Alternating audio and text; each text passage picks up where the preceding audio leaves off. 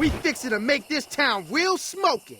Welcome back to the channel, everyone. Today we're going to be talking about the Punishment 4 tournament that just concluded. That bad boy was hype. Now, one thing I will say is that there wasn't that many people that showed up at this tournament because the altitude for this tournament is really high. This is in Bolivia. This is one of the tallest places that humans live on Earth. So breathing there, walking around there, if you're not from there, it's pretty difficult to do, right? The commentators kept talking about how like just walking upstairs and whatnot was putting them out of breath and stuff like that. So usually this tournament, not that many people travel to, but this time around, the developers tried to combat that by making it a master event. A master event is different from a challenger event, meaning that you get more points for winning and participating. And even though they did it that way, there is still a lot of people that didn't show up. You know, you talk about the Knees, the Arsenals, the Atifs, the Mulgos, the Ulsans, right?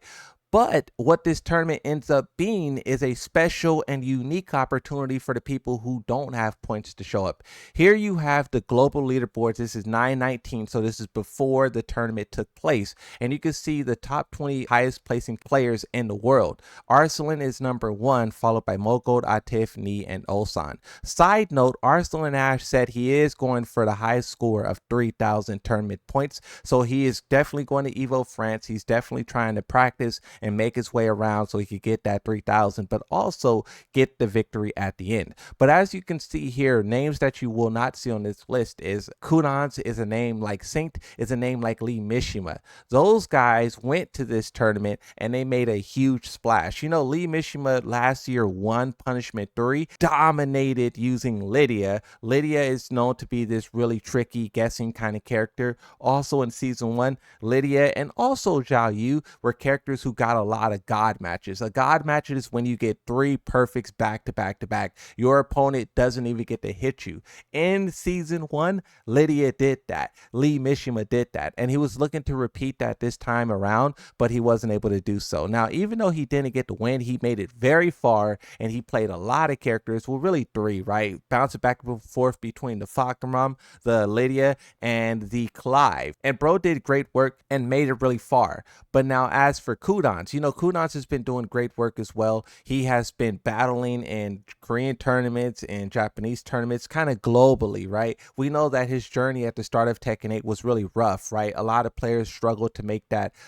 aggressive adaptation, most notably Knee, then followed up by Kudans, and you can even throw some other names out there like Anakin and whatnot. Anakin was also at this tournament. He was not competing, he was testing his skills on the commentary staff, and he was doing a great job, right? It was good to see a lot of his expertise and knowledge and skills as a content creator show up in a big way. And also combining with the fact that the guy who ended up winning it, Saint, is a Jack player. He was there to give like real deep knowledge about Jack and what that character is capable of, and it was good to see because Jack is one of those characters that not that many people talk about. Everyone's talking about the Annas, the Brian Furies, Harongs. There was definitely a lot of that, especially towards the end of the tournament. So I would definitely say that the commentary staff did a good job with putting on that display. But then when you talk about just the details of the tournaments and what happened along the way, first off, Bolivia did a very good job. Whenever you have a tournament that's in your region, once a year, everyone's wondering if the home territory will be defended, and those guys definitely did so. Put up a great fight. A lot of them made good performances, and what I also noticed as well is that a lot of the guys there was sponsored, but it was I could be wrong, but it was sponsored by 2 groups. Like one half of the crowd was sponsored by one team, and then another half of the crowd was sponsored by another team. It was really crazy to see because usually when you go to a region or something like that, you see multiple different sponsors or you see no sponsors. But the fact that so many people were sponsored out there and they're supported, it's just good to see because the more people playing Tekken, the more people getting paid to do so, being pros at Tekken, is really good to see. Now, when you talk about late into the tournament, we're talking about top 8, right? Lee Mishima goes down to losers. Kudans goes down to losers, right? Saint, on the other hand, stayed on winner's side. He was looking perfect throughout the whole thing, playing some of the most incredible Jack you've seen. It was reminding me of the Tekken 7 days when him and JDCR would body everyone in the tournaments, and it would be sleeping faces the whole time because no one could stop them. It was kind of reminiscent of that. And really, once the Annas started to show up in Tekken 8, right, some of the characters who were popular in this tournament was Anna Williams, was Yoshimitsu. There was a lot of Yoshis at this tournament.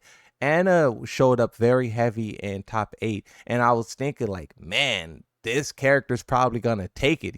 They were playing incredibly strong, doing incredibly well, and then at the very, very end, things started to change. One player who put on a incredible performance with Anna, with Harang, and I believe there was another person he played. I'm drawing a blank right now, but Roy Nietzsche came in second place at this event, and bro was cooking with Anna. He was doing great work out there, looking like Atif, looking like Arslan Ash. Had me sick to my stomach the whole tournament, talking about Anna's not fun to watch. I felt like I was giving the Evo speech about how Anna's ruining the game, she sucks. One thing about Anna, I really don't like looking at her. The way she pulls out the rocket and she just like fakes the rocket and puts the rocket up and continues to hit, just visually, that's not like a good fighting style. I don't know why they went with that. A character pulling a rocket in and out, that's how she fights. It's just visually like not cool to look at. But that's just my own personal opinion. Also, gameplay wise, balancing wise, very atrocious. But a little bit later into the tournament, Roinucci pulled out the Harang. Now, Harang is not an easy character as well. This guy is a monster. He will decimate top 5 most played characters in Tekken 8 currently. But if you look at the lifespan of Tekken, he's always top 5. He's always doing great work. And this guy was definitely pushing that to the max. He was eliminating people. He was doing it in his style. He was doing it with a smile. He was popping off the whole time.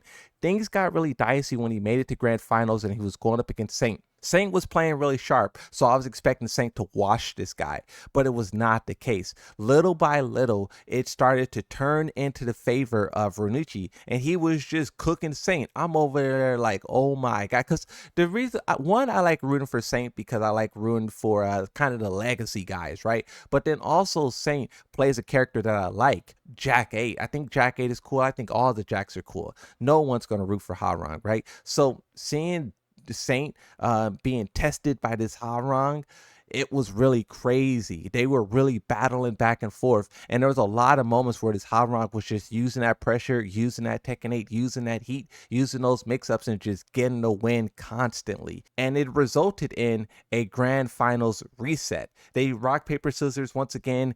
Saint won the rock, paper, scissors and kept his player one position, but that didn't mean that the battle was over. These guys battled all the way down to the final round. Shout out to Rip, put him back on the commentary staff. Also put Spaghetti Rip back on the commentary staff. As a side note, I seen the tweet on Twitter. Spaghetti Rip was asking for people to work with him, right? People to give him the opportunity to do commentary. No Rip, no buy. No rips, no buys. But back on the topic, you saw these two guys battling all the way to the final round, and the Harang player was using pressure, but also not just using pressure, he was actually playing very good Tekken. He was also sidestepping, micro dashing, micro, crouching. He was punishing, doing throws at the proper time. He was really putting on a good display. You can't be mad with his performance at all. Even though you could be mad with the characters that bro picked, he definitely showed that he is the person who has the skill and he can make it work, right? But see, when you talk about Harang and the pressure that is, and then you talk about what Saint did, at the very, very end, Saint did a very clutch rage art. And for those of you who know who Saint is, at least going back into Tekken 7, you know that Saint did a lot of clutch rage arts. Even throughout this set, Saint was doing a lot of clutch rage arts to beat the pressure and to keep in the battle, right? We know these rage arts and these things are comeback mechanics, and Saint in Tekken 7 was one of the people who used it the best. Him and John Dink, in my opinion, used rage arts the best. And in the final moment, that is how Saint got the win. Harang spamming pressure, spamming plus frames, trying to do mix-ups, trying to do lows, rage art. Saint takes it. He wins, Punishment 4. The tournament was incredible. I look forward to more of these, especially as the game gets balanced. Hopefully, around the time of Armor King after Evo French, the developers can really step in and add some balance to this game, some defense to this game, because in my opinion, I think the game has great moments, great opportunities, but there's just a lot of characters who are running rampant, mechanics that's running rampant, and the players just simply want these things to be toned down a little bit. We understand you're trying to cater to casuals, decrease the skill gap, and all of these things, but don't do it at a detriment to the legacy, die-hard players who play for hours. Do what Tekken 7 did and make it fun for both new players and legacy.